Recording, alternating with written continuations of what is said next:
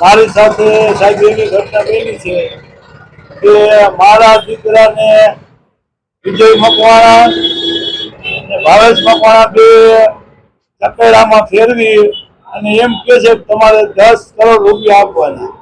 હવે સાહેબ મારી પોઝિશન એવી નથી હું એ લોકોને 10 કરોડ આપી શકું. મારે મકાનમાં જે રહું છું એ મારે 50-60 લાખનું મકાન છે, એ સિવાય આપણી પાસે મિલકત કાંઈ નથી, તો મારે પૈસા દેવા દીધી.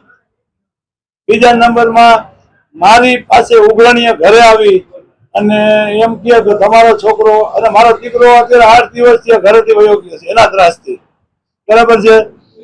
અને એ લોકો ઘરે આવી અને ઉઘરાણી કરે કે ભાઈ એ તમારો છોકરો આવે કે ન આવે, તમારે પૈસા આપવા પડે. હવે મારી પોઝિશન એવી નથી તો મારે કેવી રીતે પૈસા આપવા એ સાહેબ તમે મને કહો.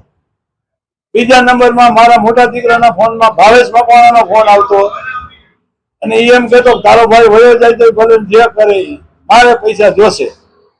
એટલે મારા દીકરાને એવું કીધું કે મને આ બાબતમાં ફોન ન કરતા કે મેં તમારી પાસેથી પૈસા લીધા નથી, મારા ભાઈ લીધા છે, આ તમે ગોતી આવો અને એને મારી નાખો તો મને મંજૂર છે, બરાબર છે.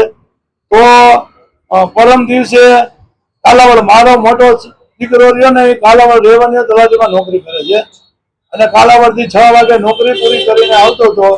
વડ વાજડી પાસે હોંડા આડું નાખી અને બે ફાર્મ માર્યો, હાથ ને પગ બે ભાંગી નાખ્યા, અત્યારે હોસ્પિટલ એડમિટ છે.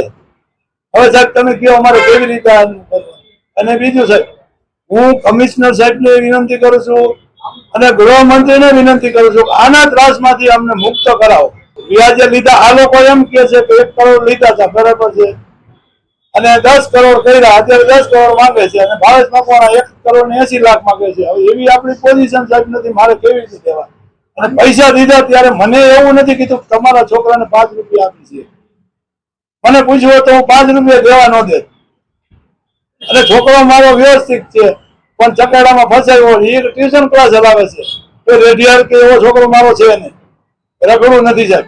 બીજાની તો અત્યારે આપણે કાંઈ ખબર નથી પણ ગયા વર્ષનો એક કિસ્સો હતો ગામડાનો, એ લોકોએ 2-3 કરોડ લીધા હતા જમીન વેચી, એ ગામડે રહે છે એના ગામના જ હતા એટલે આપણે બહુ ખ્યાલ નથી. એમ અમે તો વાતો સાંભળ્યું કે આ લોકો મારી માંગ સાહેબ એક જ છે કે આના ત્રાસમાંથી અમને મુક્ત કરાવો, બીજું કાંઈ નહીં. મારા દીકરાનો કાંઈ હતો પતો નથી અને એક હજી હોસ્પિટલમાં 4 ઊંધે માથે પડ્યો, હાથ ને પગ બે ભાંગી નાખ્યા છે. શું કરવાનું?